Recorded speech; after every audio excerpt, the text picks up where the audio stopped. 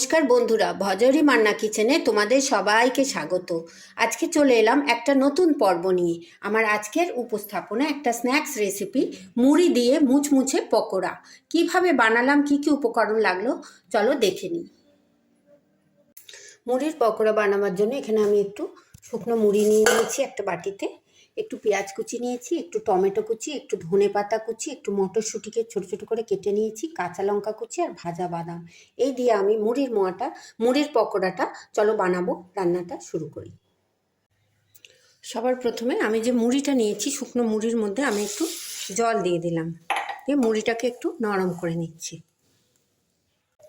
এরপর আমি এই জল ভেজানো মুড়িটা একটা বাটিতে ছেঁকে নিচ্ছি, জল ঝরতে দিয়ে দিলাম। এরপর ভেজানো মুড়ির ওপরে আমি আস্তে আস্তে পেঁয়াজ কুচি, টমেটো কুচি, মটরশুঁটি, ধনে পাতা, বাদাম, লঙ্কা সব দিয়ে দিলাম।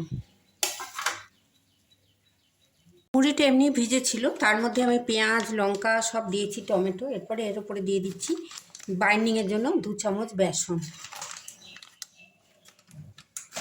আর দিয়ে দিচ্ছি 2 চামচ চালের গুঁড়ো,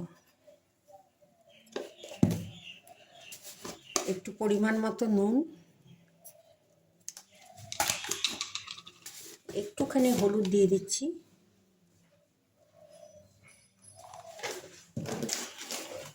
একটু ঝালের জন্য আমি কাঁচা লঙ্কা দিয়েছি, তাও একটু কাশ্মীরি মির্চ দিয়ে দিলাম।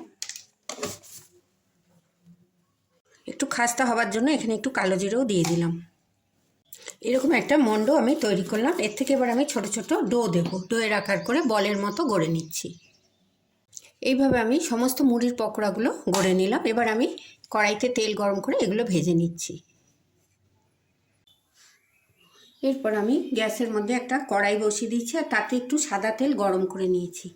মুড়ির পকোড়াগুলো এবার আমি আস্তে আস্তে করে এর মধ্যে ছেড়ে দিচ্ছি। গরম তেলে মুচমুচে করে মুড়ির পকোড়াগুলো আমি ভেজে নিচ্ছি।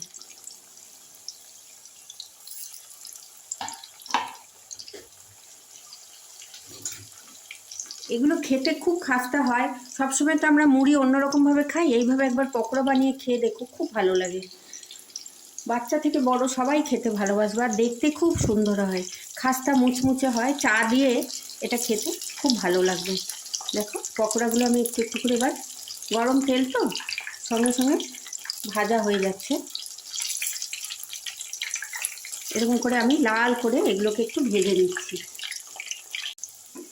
দেখো পকোড়াগুলো লাল লাল হয়ে গেছে। এবার আমি এগুলোকে, কি সুন্দর দেখো লাল লাল হয়ে ফুলে গেছে একদম। এগুলোকে এবার আমি একটা প্লেটে তুলে নিচ্ছি।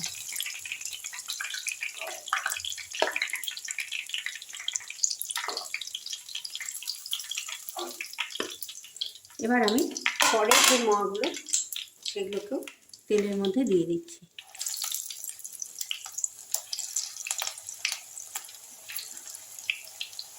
ভাজা হয়ে গেছে, এগুলোকে এবার আমি তেল থেকে তুলে নিচ্ছি। আমি মুড়ির পকোড়াগুলোকে কড়াই থেকে একটা প্লেটে তুলে নিয়েছি। খাস্তা মুচমুচে খুব সুন্দর ফুলে ফুলে উঠেছিল, দেখো দেখতে কত সুন্দর হয়েছে। এইভাবে মুড়ির মুচমুচে পকোড়া বানিয়ে তোমরা সকালের ব্রেকফাস্টে চা দিয়ে বা সন্ধ্যে স্ন্যাক্সে খেতে পারো সস দিয়ে। দেখো আমি চায়ের সঙ্গে এটা সার্ভ করছি। তোমরা এইভাবে বানিয়ে ঘরে খেয়ে দেখো। যদি আমার এই ভিডিওটা তোমাদের ভালো লাগে, অনেক লাইক, শেয়ার, কমেন্ট করো, সাবস্ক্রাইব করে বেল আইকন প্রেস করো, যাতে আমার সমস্ত রান্নার ভিডিও তোমরা সবার আগে দেখতে পাও। কোন বন্ধু কোথা থেকে দেখছো জানিও। যারা আমার পুরনো বন্ধু তাদের জানাই আমার আন্তরিক প্রীতি ও শুভেচ্ছা। যারা আমার নতুন বন্ধু তাদের কাছে অনুরোধ রইল আমার চ্যানেলটাকে সাবস্ক্রাইব করার। সবাই খুব ভালো থেকো, সুস্থ থেকো, সাবধানে থেকো। এইভাবে একবার মুড়ির মুচমুচে পকোড়া বানিয়ে চা দিয়ে খেয়ে দেখো। ধন্যবাদ।